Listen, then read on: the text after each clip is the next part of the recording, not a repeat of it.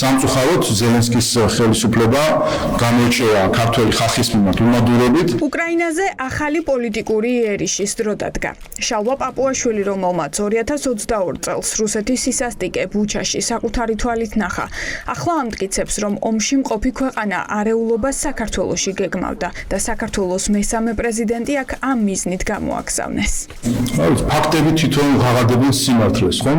აბა ვინ ჩამოაყენა სააკაშვილი? უკრაინის ხელისუფლების ორგანიზებით შემოაყარეს სააკაშვილი, იმისთვის რომ აერიოთ ქვეყანა. აქ პრობლემა არ არის ამ კონკრეტულ ამ ადამიანში, აქ პრობლემა არის იმ მეხუთე კოლონაში, რომელიც საქართველოში უცხო ქვეყნების დროშების ფრიალითაა დაკავებული. პაპუაშვილმა ომში მყოფ ქვეყანაზე თავდასხმის ახალი სერია მას შემდეგ წამოიწყო, რაც ტელევიზიის ეთერში ვოლოდიმერ ზელენსკის მრჩევლის განცხადებები მოისმინა. მიხაილო პოდოლიაკმა თეა ადეიშვილთან მრცელ ინტერვიუში ქართული ოცნების დაგროვილ ბრალდებებს უპასუხა და მათ პროვოკაციული, უხამსი და მდაბიო უწოდა. ბატონი პაპუაშვილის ეს განცხადება, რა თქმა უნდა, პროვოკაციული და უხამსი ბრალდებაა, მაგრამ მე ვფიქრობ, რომ ის აბსოლუტურად ზუსტად ჯდება კრემლის საინფორმაციო ომის და რუსული პოლიტიკის პარადიგმაში. რა თქმა უნდა, არავინ, არც ბატონი ზელენსკი, არც ქალბატონი მაია სანდუ, არც ბრიუსელი არ გეგმავდა არეულობას საქართველოში. ის განცხადებები, რომელიც გასულ კვირას მოვისმინეთ, როგორ მიმართავენ ბრიუსელს, ევროკომისიას, ევროკავშირს, უკრაინას, ეს არის მდაბიო კულტურის, რუსული პროვინციის სიღრმიდან წამოსული ორღობის მანერა.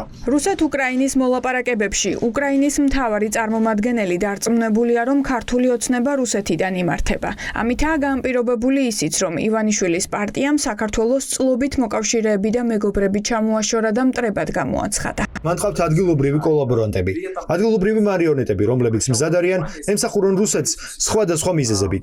ზოგი ფულის გამო, როგორც ივანიშვილი, ზოგი არარეალიზებული ბავშვობის შინაგანი კომპლექსების გამო. ისინი ცდილობდნენ შეთამაშდნენ რუსეთთან. ყველა მიცის, რომ არც უკრაინის და არც ევროპის მხრიდან არანაირი ჩარევის მცდელობა არ არის საქართველოს საქმეებში.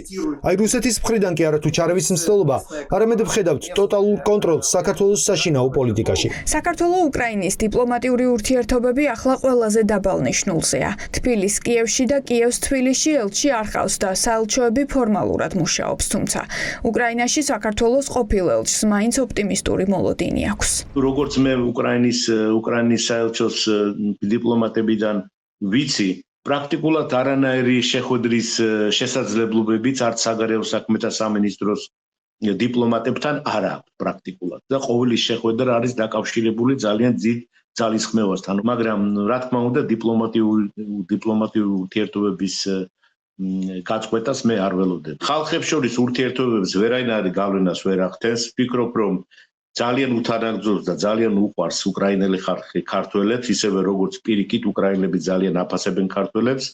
კონკრეტულად ეს მაგალითად იმაში გამოიხატება, რომ ქართველები ყოველ წელს 30-35 მილიონ დოლარს რიცხავენ. ეს კერძო პირად გადარიცხვებზე ვსაუბრობ უკრაინაში, უკრაინის მხარდასაჭერად. უკრაინა ის ქვეყანაა, რომელიც ივანიშვილის პარტიამ ერთ-ერთი პირველი გადაიმტერა. რუსეთის სასტიკი ომის დაწყების შემდეგ ოცნება მუდმივად ცდილობს მსხვერპლი მოძალადედ წარმოაჩინოს და ქართველი და უკრაინელი ხალხის ისტორიული მეგობრობა წარსულს ჩააბაროს, ფიქრობენ ოპოზიციაში. ქართული ოცნება, რაც ომი დაიწყო უკრაინაში რუსეთმა, ტერორისტმა სახელმწიფომ, მას შემდეგ ყოველთვის ცდილობს და ყოველჯერზე ცდილობს უკრაინა დაადანაშაულოს, არ ტოვებს არც ერთ შემთხვევას, რომ უკრაინის დისკრედიტაცია ან კრიტიკა არ მოახდინოს, შესაბამისად ნებისმიერი მოვლენა, რომელიც უკრაინას უკავშირდება, ქართული ოცნება იყენებს თავის პროპაგანდისთვის და ესეც ამის ნაწილია ცხადი. პრეზიდენტ ზელენსკის მრჩეველი ფიქრობს, რომ საქართველოს მესამე პრეზიდენტი ქართულ ოცნებას პუტინის დავალებით ყავს დატყვევებული და უკრაინა ისევ მუშაობს სააკაშვილის ჰუმანიტარული მიზნებისთვის ქვეყნიდან გასაყვანად. უკრაინას ძალიან კარგად ესმის, რომ უკრაინას და საქართველოს ყავს ერთი საერთო მტერი, ეს არის რუსეთი და რომ მიხეილ სააკაშვილი რეალურად არის რუსეთის მძევალი აქ საქართველოს ციხეში და ის რაც მიხეილ სააკაშვილის თავს ხდება და რუსეთის საოკუპაციო რეჟიმი აქ საქართველოში მის წინააღმდეგ ახორციელებს, პირდაპირ კავშირში არის რუსეთის ხელისუფლების სურვილებთან. ვისაც მეგობარ უკრაინაზე გული შესტკივა და მხარდაჭერის მიზნით მის დროშას აფრიალებს, შალვა პაპუაშვილისთვის ყველა მეხუთე კოლონის წარმომადგენელია. ასეთია ოცნების თვალით დანახული პროდასავლური საზოგადოება.